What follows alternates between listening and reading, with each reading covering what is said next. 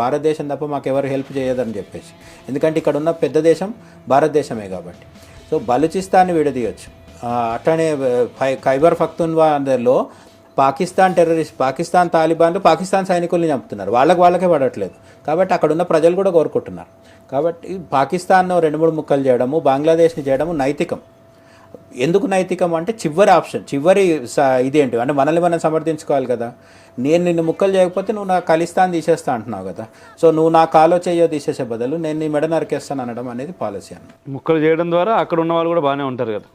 బాగానే అంటే వాళ్ళు కొట్టుకుంటే సంతోషం. మరి మన దగ్గర రావడానికి టైం ఉండదు. ఇప్పుడు బలూచిస్తాన్, సింధు, పంజాబ్ ఇట్లా 4 దేశాలు ఉంటే వాళ్ళు కొట్టుకుంటారు వినకపోతే. ఉంటే సంతోషం. సో ఇది పరిస్థితి చూస్తున్నారు కదా.